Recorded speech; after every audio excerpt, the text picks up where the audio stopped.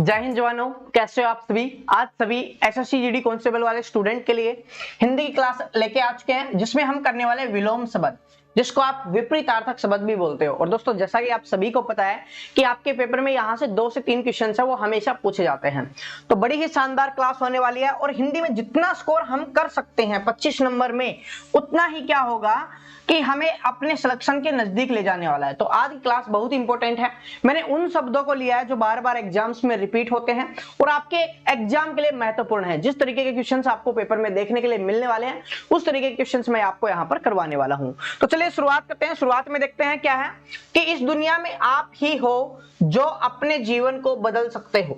बात समझ में आ गई। इस दुनिया में सिर्फ आप ही हो जो अपने जीवन को बदल सकते हो। क्यों? क्योंकि आपको मेहनत करनी पड़ेगी। बहाने बनाना छोड़ दीजिए। जितनी मेहनत आप कर सकते हो आपको मेहनत करनी पड़ेगी, तभी आप सफलता प्राप्त कर पाओगे। तो इसलिए लिखा हुआ है कि अगर बोला जाता है एक सिंपल सी भाषा में कि अगर आपको देखना है ना कि आपको कौन सफल बना सकता है, तो आईने के सामने खड़ा हो जाइए। आपको दिख जाएगा कि कौन व्यक्ति है जो आपको सफल बना सकता है। बात समझ में आ गई। तो चलिए स्टार्ट करते हैं। क्वेश्चन नंबर पहले से, श्री गणेश का विलोम शब्द क्या होगा। देखिए फिर से रिपीट कर देता हूं। विलोम शब्द या विपरीतार्थक शब्द, विपरीत का मतलब होता है उल्टा और विलोम का मतलब भी होता है उल्टा। ठीक है, यानी विपरीत उल्टा, समझ गए। यानी जो चीज है उसके विपरीत आपको बताना है, उससे दूसरा आपको बताना है उल्टा। तो विपरीतार्थक हो या विलोम शब्द हो, दोनों का मतलब एक ही होता है। यहां पर श्री गणेश का विलोम शब्द क्या होगा। तो पहला क्वेश्चन है, तो इसी का मतलब समझ लीजिए। इसी से श्री गणेश का मतलब होता है कि आरंभ करना, शुरुआत करना। आपने देखा होगा ना, हम कोई भी नया काम शुरुआत करते हैं तो गणेश जी की पूजा करते हैं। ठीक है, क्यों करते हैं? क्योंकि उसका मतलब यही होता है कि श्री गणेश कर रहे हैं, मतलब कि किसी काम की शुरुआत कर रहे हैं। तो नए काम की शुरुआत करते समय हमेशा गणेश जी की पूजा क्यों की जाती है, पता चल गया ना। तो इसी से याद कर लेना कि श्री गणेश का क्या मतलब हो जाएगा, शुरुआत करना। कोई नई शुरुआत करना उसको बोला जाता है श्री गणेश करना। तो जो स्टूडेंट ने अब तक पढ़ाई शुरुआत नहीं की थी ना, तो उनको बोल दो कि अब आप श्री गणेश कर लीजिए। और इसका मतलब विपरीत क्या हो जाएगा, इति श्री करना। क्या हो जाएगा, इति श्री करना। अब इति श्री का मतलब क्या होता है, इति श्री का मतलब होता है समाप्त करना। आप पढ़ना शुरू कर दो, समाप्त अपने आप हो जाएगा, कंटिन्यू करते रहो बस। ठीक है, तो समझ में आ गया। श्री गणेश करने का मतलब होता है शुरुआत करना और इति श्री हो जाएगा इसका विपरीत, जिसका मतलब होता है काम को एंड करना, यानी खत्म करना। आगे चलिए, अगला क्वेश्चन है आपका, आकर्षण का विलोम शब्द क्या होगा।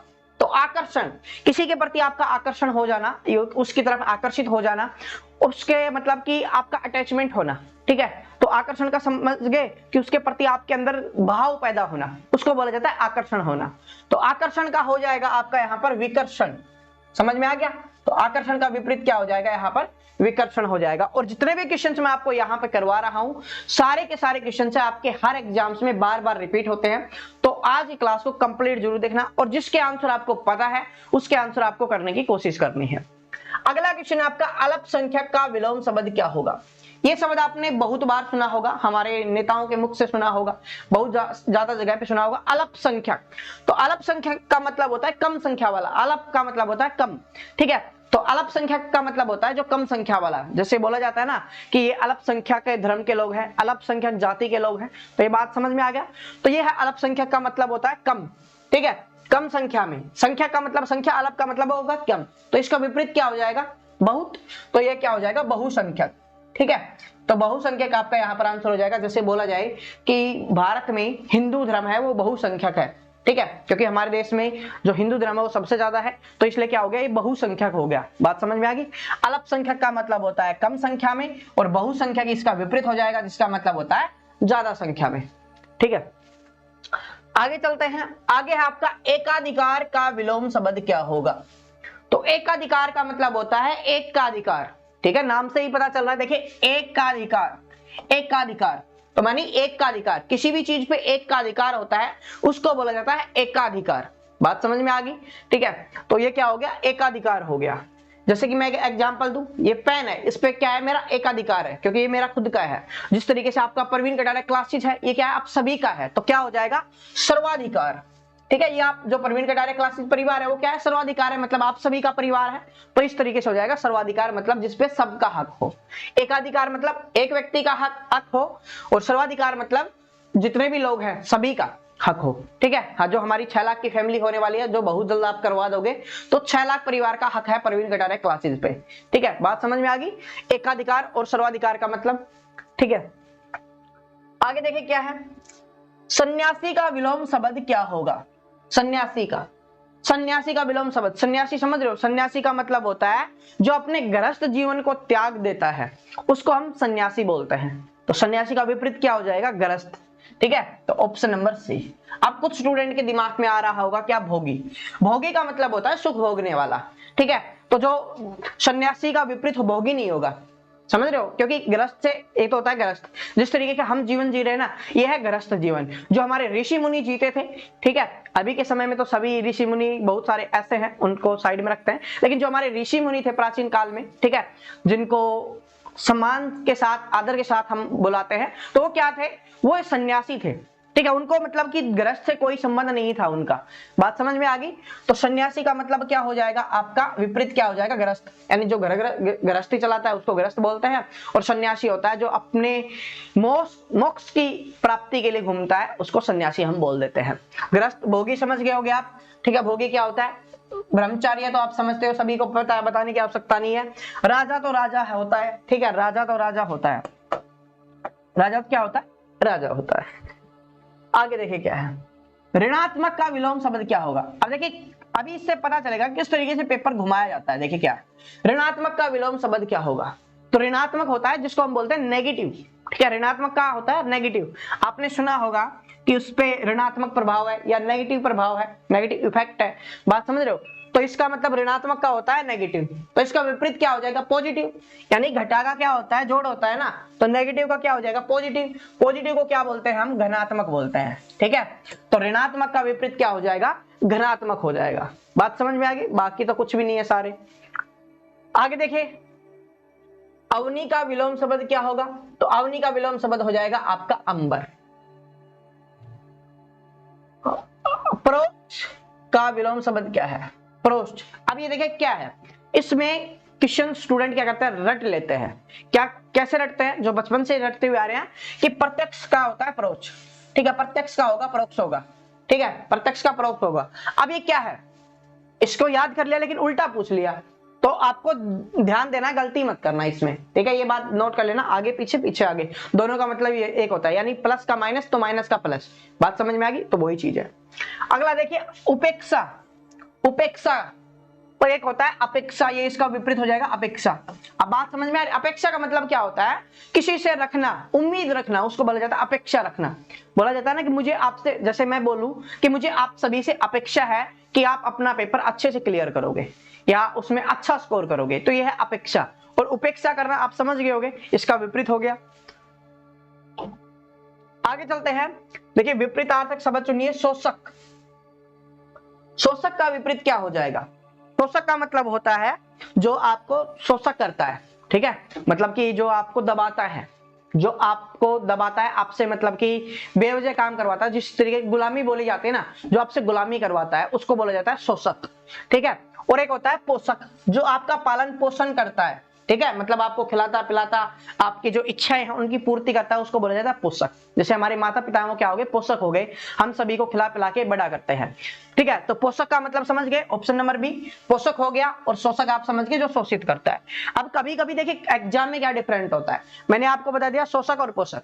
अब पेपर में सेम नहीं आया, थोड़ा सा अलग आ जाएगा, जैसे इसकी जगह पे आ जाएगा शोषित। ठीक है, तो शोषित का क्या हो जाएगा, पोषित हो जाएगा। मतलब जो शोषित करता है वो पोषित करता है, इसका विपरीत हो गया ना, शोषित हो गया शोषक करने वाला, और पोषित हो गया पोषक करने वाला। बात समझ में आ गया, तो इसका हो जाता आपका डी हो जाता इस तरीके से, लेकिन शोषक का क्या हो जाएगा, पोषक हो जाएगा। इनमें डिफरेंस आपको पता चल गया, ये है शोषित और ये इसका विपरीत हो जाएगा पोषित। ठीक है, आगे देखिए क्या है, कृतज्ञ का विलोम शब्द क्या है। ये हम बचपन से पढ़ते हुए आ रहे हैं, कृतज्ञ, किसी के काम के प्रति अपने आप को कृतज्ञ मानना, तो उसका हो जाएगा आपका कृतघ्न। ठीक है, ये आपका हो जाएगा ऑप्शन नंबर सी। आगे देखिए, विपत्ति का विलोम शब्द क्या होगा। विपत्ति आना, किसी के ऊपर विपत्ति आना, मुसीबत आना, तो उसका विपरीत हो जाएगा संपत्ति आना। ठीक है, संपत्ति आता है, सुख मिल जाता है लोगों को, ये चीज है। आपत्ति का मतलब क्या होता है, आपत्ति का मतलब होता है उसके ऊपर भी कठिनाई आना, तो ये क्या हो जाएगा, इसका समानार्थक शब्द हो जाएगा विपत्ति आपत्ति।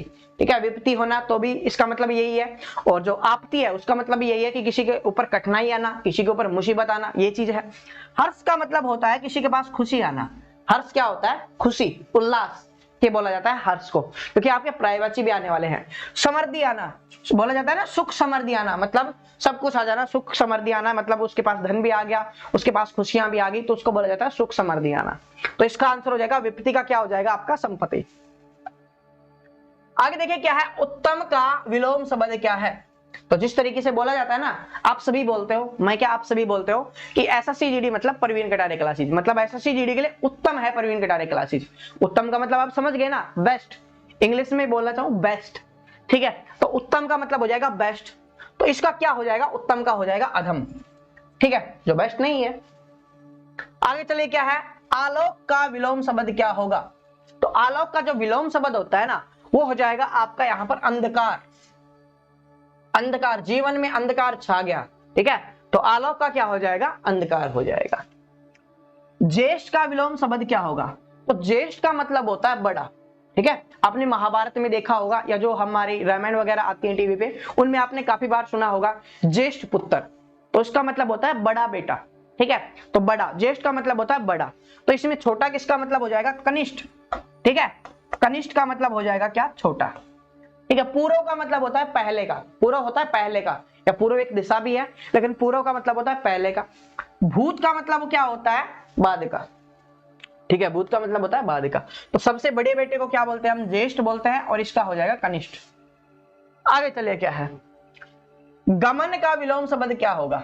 देखिए गमन, गमन का मतलब होता है आना, सॉरी जाना, गमन का मतलब होता है जाना। बोला जाता है ना कि कहां पे जा रहे हो, कहां पर गमन कर रहे हो, तो गमन का मतलब होता है जाना, किसी भी स्थान पर जाना। जिस तरीके से आप पेपर देने जाओगे तो आपका कहां जा रहे हो, गमन करने जा रहे हो, पेपर देने के लिए जा रहे हो, तो गमन का मतलब होता है जाना। और आगमन का होता है आना, ठीक है। तो विपरीत होता है ना, विपरीत ऐसे भी आ जाएगा पेपर में कि जाना का विपरीत क्या होगा, तो इसका विपरीत हो जाएगा आना। बात समझ में आ गया। तो आगमन का मतलब होता है आना, और गमन का मतलब होता है जाना। बात समझ में आ गई, आगमन मतलब आ रहे हो, ठीक है। आगमन तो आपने काफी बार सुना होगा, ठीक है, आपने काफी बार देखा भी होगा। गमन आपने कम देखा है, लेकिन गमन का मतलब क्या होता है, जाना, और आगमन का मतलब होता है आना। ये एक दूसरे के विपरीत हो गए। मौन, मौन का मतलब होता है कोई व्यक्ति चुप रहता है ना, उसको बोला जाता है मौन रहना। बोला जाता है ना मौन रहो, जिस तरीके से क्लास में बचपन में शोर मचाते थे तो बोला जाता था आपको क्या, कि मौन रहो, चुप रहो, ठीक है, साइलेंट रहो। तो मौन का मतलब होता है साइलेंट रहना, यानी चुप रहना। तो इसका विपरीत हो जाएगा आपका मुखर, ठीक है, इसका मतलब होता है बोलते रहना, ठीक है, जिसको बातूनी भी बोला जाता है ना कि वो बोलता रहता है, बोलता रहता है, तो उसका हो जाएगा, मौन का हो जाएगा मुखर। मौखिक का मतलब होता है, आप सभी को पता है, बोलने वाला, ठीक है, बोलते रहना नहीं, बोलना, ठीक है। मौखिक का मतलब होता है बोलना। लिखित का मतलब होता है लिखना, ठीक है। तो मौखिक मतलब बोल के बताना, लिखित मतलब लिख के बताना, बस। और कभी कभी विकार आ जाता है, तो विकार का मतलब होता है त्रुटि। विस्तार का विलोम शब्द है, विस्तार का विलोम शब्द है। पहले विस्तार का मतलब समझिए, विस्तार का मतलब क्या होता है। तो विस्तार का मतलब होता है बढ़ाना, बहुत बड़ा करना। बात समझ रहे हो। जैसे बोला जाए कि ये पैराग्राफ है, इसको आपको विस्तार में लिखना है, तो हम बढ़ा के लिखते थे ना, ठीक है। उसको विस्तार में लिखने का मतलब जितना बड़ा हम लिख सकते हैं उतना बड़ा हम लिखते थे। तो इसका विपरीत क्या हो जाएगा, जितना हम छोटा लिख सकते हैं उतना छोटा हमें लिखना है।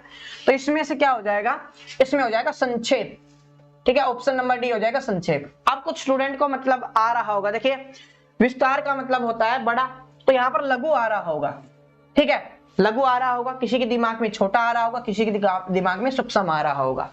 लेकिन क्या होता है कि हमें बेस्ट से बेस्ट वर्ड चुनना है जो ऑप्शन में दिया हुआ होता है। तो बात में समझ में आ गया। तो विस्तार का हो जाएगा संक्षेप, मतलब विस्तार का मतलब है तो बड़ा करके लिखना, संक्षेप का मतलब होता है छोटा करके लिखना, छोटा करना। विस्तार का मतलब बढ़ाना, इसका मतलब होता है करना। लेकिन ये सूक्ष्म होता ही छोटा है, छोटा तो छोटा ही होता है। लघु का मतलब भी छोटा होता है, इसका मतलब होता है करना, ठीक है। विस्तार मतलब बड़ा करना, कंफ्यूजन दूर हो जाना चाहिए। विस्तार का मतलब होता है बड़ा करना, संक्षेप का मतलब छोटा करना। है नहीं है वो चीज, उसको करना है हमें। जिस तरीके से ये है क्वेश्चन है, अब मैं इसको बोलूं विस्तार करना है, तो ये हमने बड़ा कर दिया, और ये क्या कर दिया, इसको संक्षेप कर दिया, इसको छोटा कर दिया। बात इससे कन्फर्म हो गई ना। तो ये होता है, वरना जो चीज है वो तो फिक्स है। अब बोलोगे कि छोटे अक्षर है तो फिर छोटा ही है, उसमें बदलाव नहीं हो रहा। तो इसलिए क्या होता है, सबसे बेस्ट हमें बताना होता है। आगे देखिए क्या है, गरिमा। गरिमा का क्या हो जाएगा, लघिमा, ठीक है। गरिमा तो आप समझ गए होगे, बताने की आवश्यकता नहीं है। आगे देखिए क्या आ गया, मौखिक। अभी मैंने आपको बताया था ना, और इस तरीके से मैं बोलता हूं, जो भी चीज मैं बोलता हूं ना वो आपके लिए इंपॉर्टेंट होती है, हर चीज आपके लिए इंपॉर्टेंट होगी। तो मौखिक का मतलब क्या हो जाएगा, विपरीत हो जाएगा लिखित, क्योंकि मौखिक होता है मुंह से बोल के बताना, लिखित होता है लिख के बताना। ये चीज मैं आपको पहले ही बता चुका हूं, ठीक है। कथित का मतलब होता है कहना, पठित का मतलब होता है पढ़ना, अलिखित का मतलब होता है लिखा हुआ नहीं होना, बात सिंपल है। अनाथ का विलोम शब्द क्या होगा, अनाथ समझ गए ना, अनाथ कौन होता है, जिसके माता पिता नहीं होते उनको हम अनाथ बोलते हैं, तो इसका क्या हो जाएगा, सनाथ। निर्धन का मतलब होता है गरीब, ठीक है, निर्धन का मतलब होता है गरीब। तो कभी कभी निर्धन का पूछ लिया जाता है, इसलिए बता रहा हूं, निर्धन का होगा गरीब, तो इसका विपरीत क्या हो जाएगा, धनी, ठीक है, या जिसको इंग्लिश में आप रिच बोलते हो तो वो हो जाएगा। बेकार तो बेकार ही है, ठीक है, और धनी तो ये रहा, देखिए ये इसका विपरीत हो जाएगा, निर्धन का क्या हो जाएगा, धनी, और धनी का क्या हो जाएगा, निर्धन। इसलिए मैं आपको बता दूं क्योंकि पूछा जाता है। अल्पज्ञ, अल्पज्ञ होता है कम जानने वाला, ठीक है, और सर्वज्ञ होता है सब कुछ जानने वाला, ठीक है, और ये भी मैं आपको पहले बता चुका हूं, समझा चुका हूं आपको।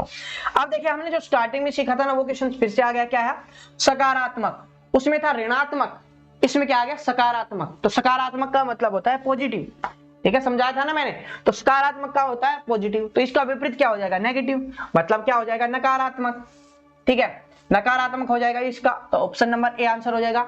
सकारात्मक का नकारात्मक, ऋणात्मक का धनात्मक, बात समझ में आ गई। तो ये दोनों में से कोई भी पूछ लिया जाता है पेपर में। आगे देखिए सम्मुख का क्या हो जाएगा, ये हो जाएगा विमुख। जो चीज हम बचपन से पढ़ते हुए आ रहे हैं ना वो तो आपके दिमाग में सुनते ही आ जानी चाहिए, सम्मुख का विमुख। आगे देखिए क्या है, थोक, ठीक है, नहीं दिख रहा तो इसको लिख देता हूं मैं। थोक का विपरीत क्या हो जाएगा, जैसे कि बोला जाता है ना ये तो थोक की दुकान है, मतलब उसमें इकट्ठा सामान मिलता है, ठीक है, बात समझ में आ गई, क्या है कि उसमें इकट्ठा सामान मिलता है। तो इसका विपरीत क्या हो जाएगा, इसका विपरीत हो जाएगा आपका परचून। क्या हो जाएगा इसका विपरीत, परचून हो जाएगा, मतलब कि जहां पर छोटे छोटे टुकड़ों में मिलता है। परचून की दुकान पे हम जाके लेके आते हैं ना दाल चावल, कम कम लेके आते हैं, और जो दुकान वाले लेके आते हैं वो थोक में लेके आते हैं, ठीक है, बात समझ में आ गई। हम किलो 2 किलो लेके आते हैं, वो कट्टे बोरी लेके आते हैं, ठीक है, तो ये चीज समझ में आ गई। तो इसका मतलब क्या होगा, थोक का विपरीत क्या हो जाएगा, आपका परचून हो जाएगा, ठीक है। तो दोस्तों ये विलोम शब्द थे जो इंपॉर्टेंट थे। इसके अलावा आपको क्या कर लेना, जो भी आपके पास बुक है उससे आपको प्रैक्टिस कर लेनी है।